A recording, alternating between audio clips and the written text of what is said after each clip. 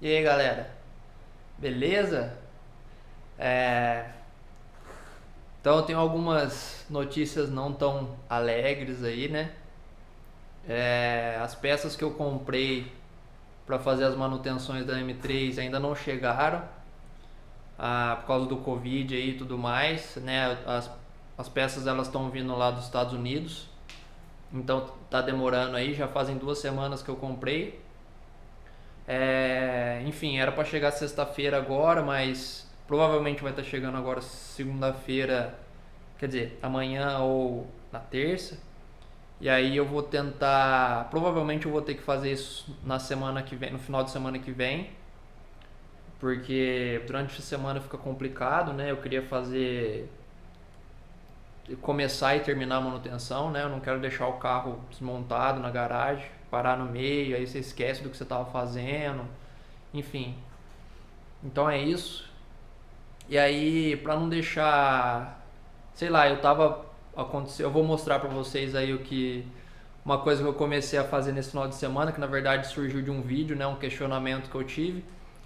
E enfim, o objetivo aqui é gerar sei lá, primeiramente é passar um certo conhecimento mais teórico para vocês e também gerar um questionamento, né? ah, Sobre algumas características de dinâmica veicular, nesse caso de arrancada especificamente, né? E eu vou mostrar para vocês.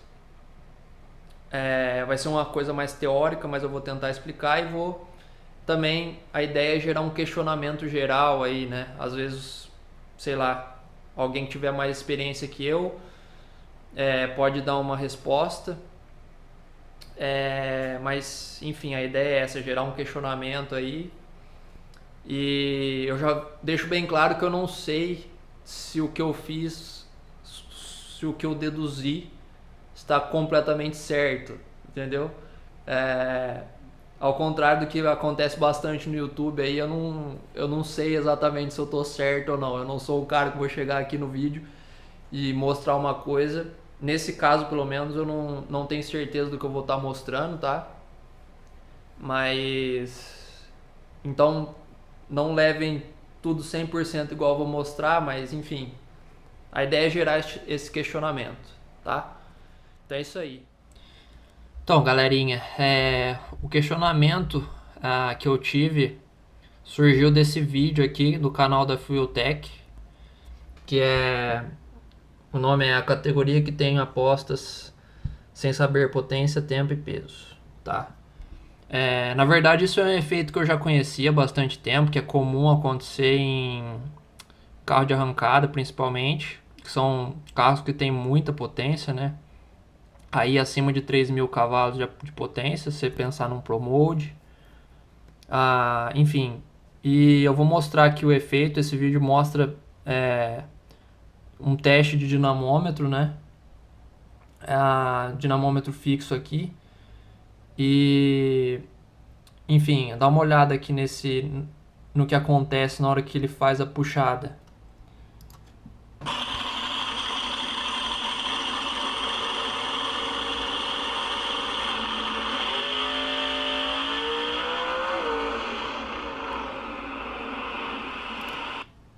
Certo? Perceberam que a traseira do carro ela levanta, né?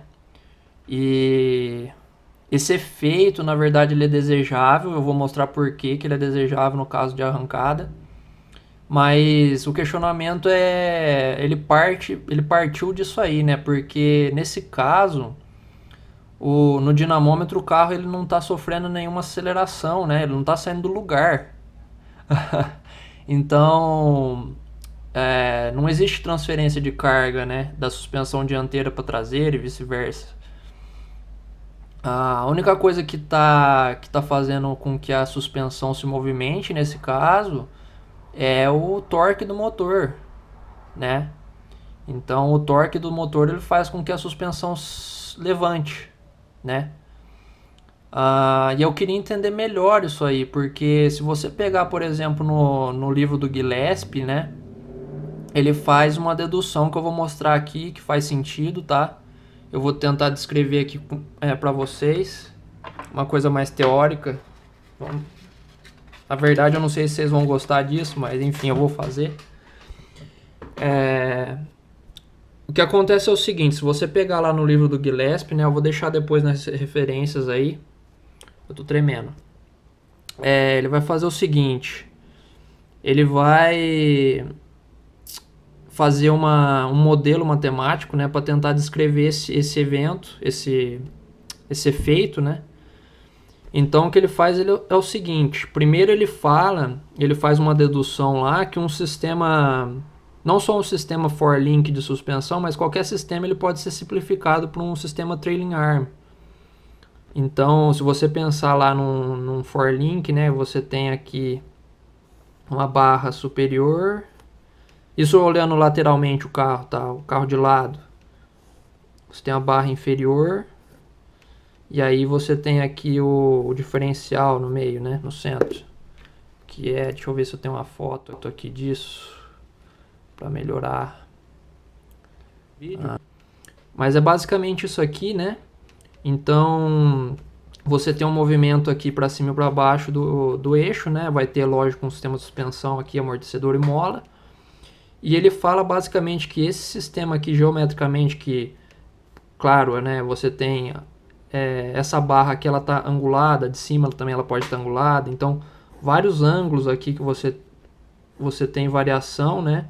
Isso aqui você pode simplificar basicamente para um sistema trailing arm. Que seria uma barra rígida, pensa que ela está soldada aqui ao eixo, então tudo isso aqui ela gira tudo junto, né?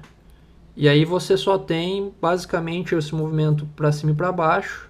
Então você simplifica esses ângulos aqui basicamente por uma barra rígida, tá? E ele faz a dedução disso no livro. Eu não vou fazer aqui, mas acredite em mim e no Gillespie que isso aqui funciona. Basicamente o que ele faz é estender essas duas barras aqui, né, que na verdade são 4, se você pensar no for link, e elas vão se interceptar em algum lugar aqui, e aí ela seria a mesma ideia de ter essa distância aqui, né, do centro aqui até lá é a mesma distância do centro aqui até onde essas duas retas se encontram lá na frente. Então você simplifica o sistema. Beleza, então a gente vai usar esse conceito para entender melhor a for link aqui. Então eu vou usar essa simplificação e ele cria esse modelo aqui lá na dedução dele, né? Ele faz isso aqui, ó. Então você vai ter o trailing arm lá. Na verdade ele faz isso com um ângulo aqui. Deixa eu apagar.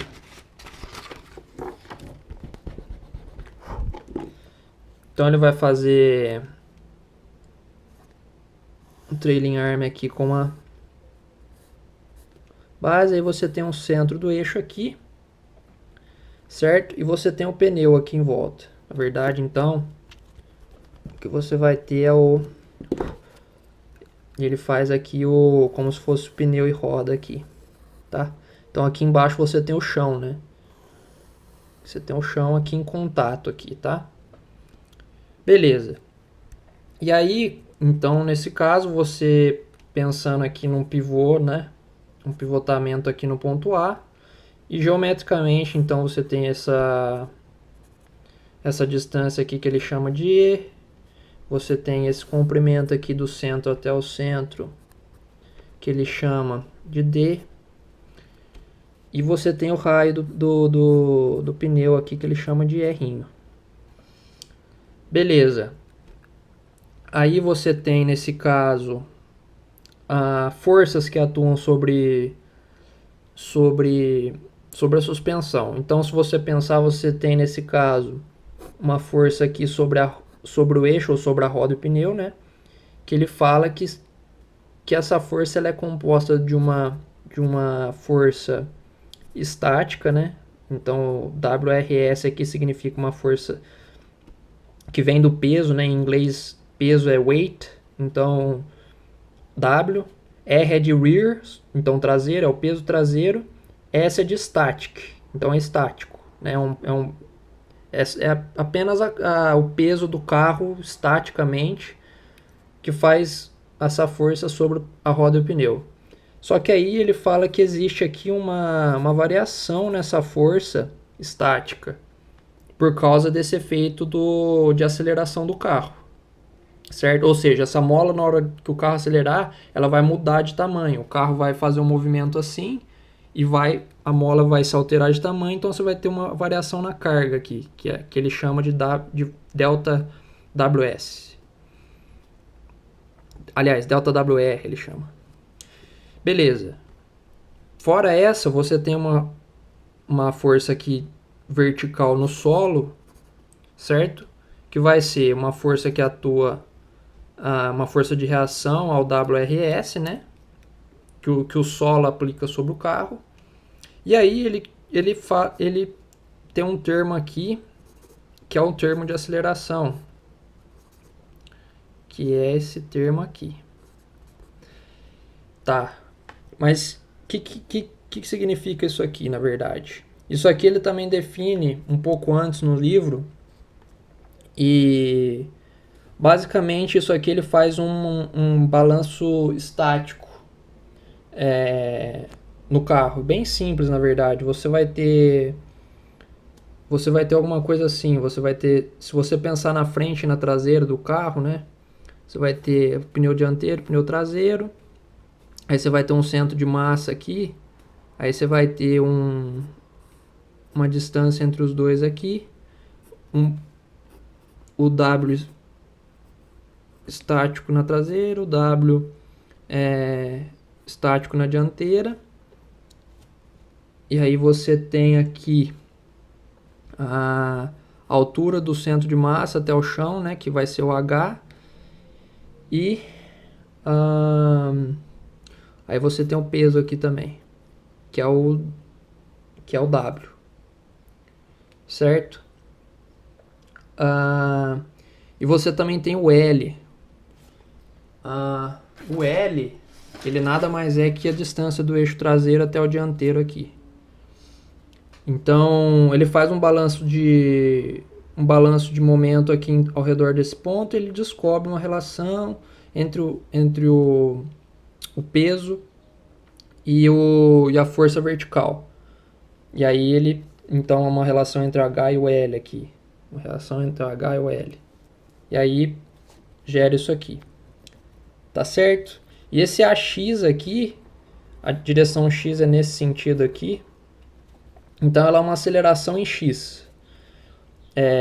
Então se você interpretar fisicamente esse termo, ele é um termo de transferência de carga, né?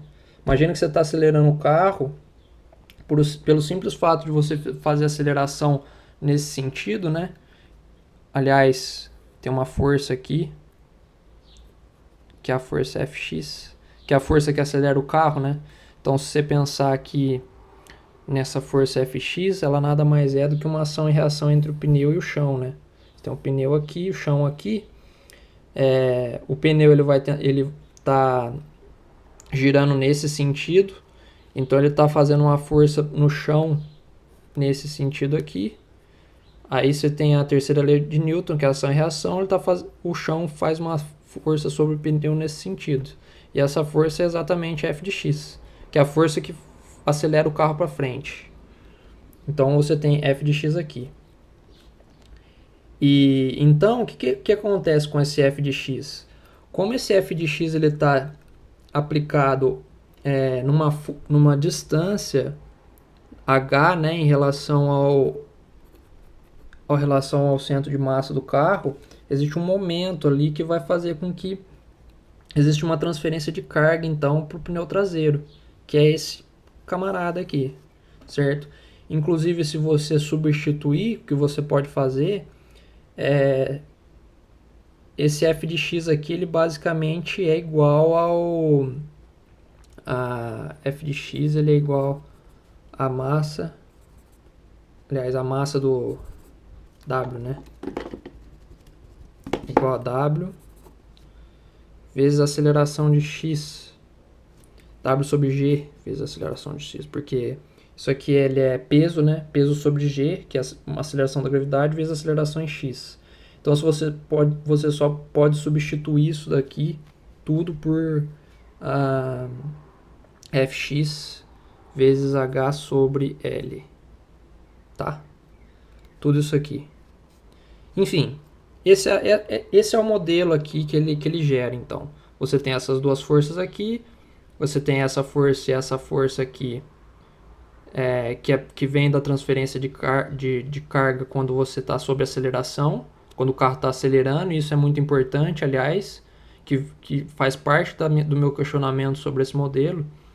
E você tem essa força de reação aqui. Beleza. O que acontece? A partir disso ele faz Claro, isso aqui é estática, né? A gente não está analisando dinamicamente, então estaticamente isso aqui tem que estar parado. Se ele tem que estar parado, eu vou fazer que somatória de momento em relação ao ponto A, que é o pivô aqui, né? Tem que ser igual a zeros. Estática. Então, o WRS... Então, vamos começar aqui. Somatória de momento, né? Então, o momento aqui desse WRS, ele é um momento... Aliás, desse momento aqui, ele é positivo, né? Porque positivo nesse sentido. Então, ele tem WRS nesse sentido, multiplicado por esse D aqui. Aí eu vou ter mais esse termo aqui multiplicado por D também. Vamos lá. WH sobre GL vezes AX vezes o D, certo? Menos agora, da parte de cima lá, ele vai ter o menos WRS vezes D de novo, só que agora negativo, porque o momento está nesse sentido. Menos de novo o delta WR vezes D. E você tem por último o momento dessa força aqui que é negativo de novo, só que agora multiplicado pelo E. Então tem menos Fx vezes E. E tudo isso tem que dar igual a zero. Bom, se você desenvolver essa equação, você vai chegar num resultado, no seguinte resultado aqui.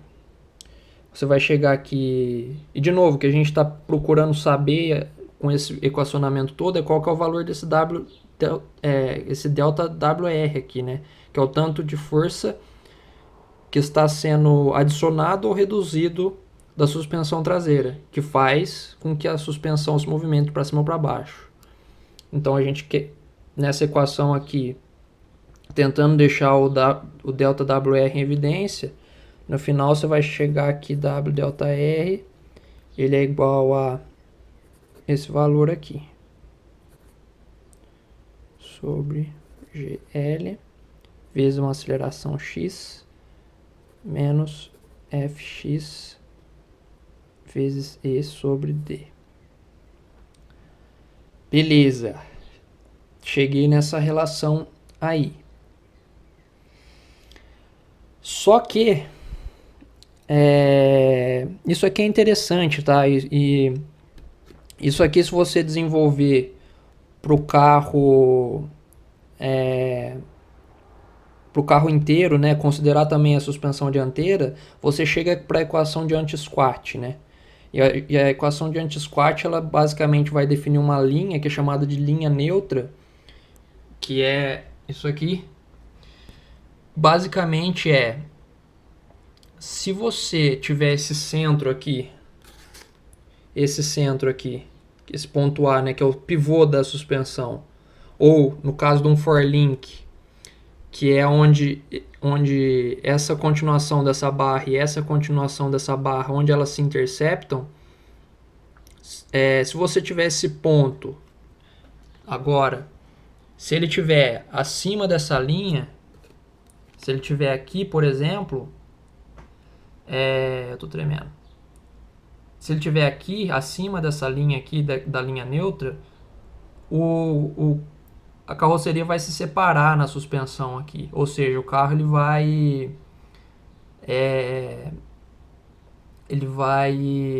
a suspensão traseira ela vai subir, no caso, entre aspas, né? Ao contrário, se esse centro estiver localizado abaixo dessa linha, o carro ele vai fazer um efeito chamado squat, ou seja, ele vai fazer esse movimento aqui, ó, né? Ele vai rotacionar nesse sentido aqui. Ao contrário, o corpo se separar, ele vai fazer ao contrário, vai levantar a traseira. Então ele define essa linha neutra continuando esse equacionamento aqui, considerando agora não só a suspensão dianteira, mas também a suspensão dianteira. Só que o meu questionamento em relação a esse modelo é o seguinte: no caso de um dinamômetro, igual a que eu mostrei no vídeo, não existe uma aceleração. Essa aceleração AX aqui, ela não existe. Por quê? Porque o carro ele não está saindo do lugar, certo? Ou seja, o carro ele está parado, ele está estático, né? Ele está estático lá, então não existe uma força de aceleração sobre ele. Essa força Fx aqui ela existe, mas ela vem do torque do motor, né? E lógico, né? Toda a amplificação pela transmissão, ele existe esse torque aqui, só que essa aceleração aqui não existe. Então o modelo, não que o modelo esteja errado, né? Ele está certo, mas eu acho que ele está incompleto, tá? E esse aqui é o meu questionamento em relação a isso aí. Então é o seguinte, eu propus aqui um outro modelo, de novo, eu não sei se está certo, é só um questionamento que eu estou tendo mesmo, eu queria compartilhar. Então, pensando nisso aí, eu fiz o seguinte, deixa eu mudar de página aqui.